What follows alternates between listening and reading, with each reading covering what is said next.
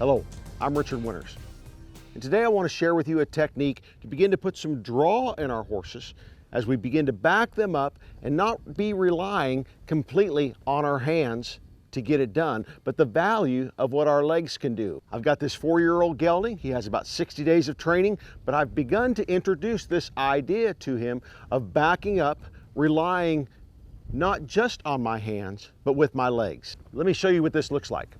I'm going to take him for a little walk here.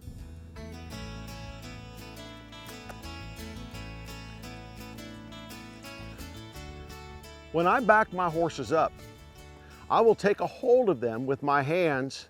I'll shift my weight, and then I will begin to use my legs. I will press and release with my legs to get them to pick up their back and yield backwards.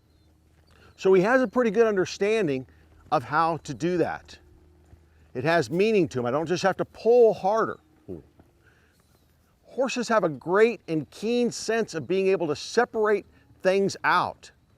Think, well, when I put leg on my horse goes forward. Well, my horse does too when I put leg on him.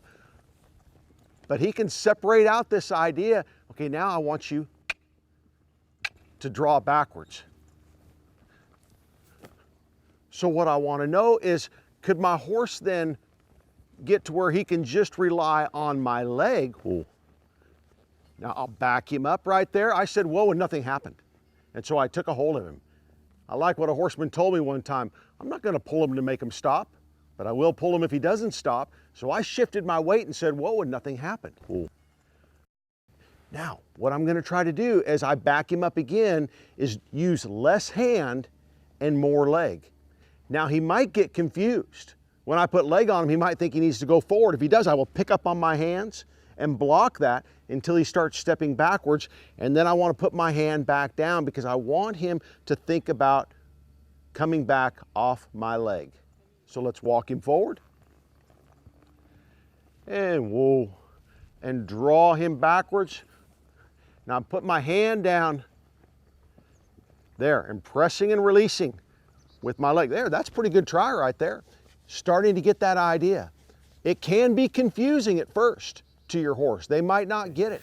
By introducing more leg in the backup, you'll also find that you have a mechanism to get more impulsion in your horse. If all you're doing is pulling and pulling, you're just dragging that horse backwards. Oftentimes they're hollow backed. But when you pick up on this horse and press with your legs, their back can come up.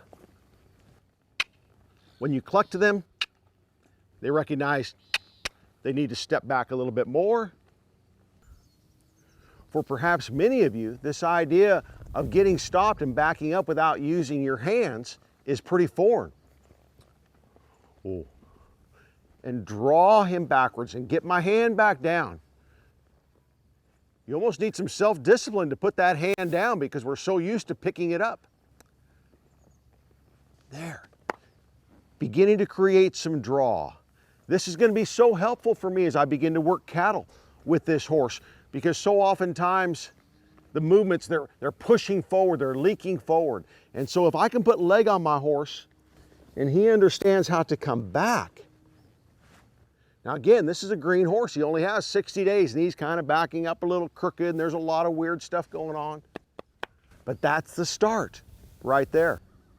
Incorporating this technique just gives you more versatility, puts more tools in your toolkit to communicate to your horse. Don't be afraid of a little bit of confusion right at first. Your horse will get dialed in and you're going to like these added aids and cues on your horse. I'm Richard Winters. Thanks for watching.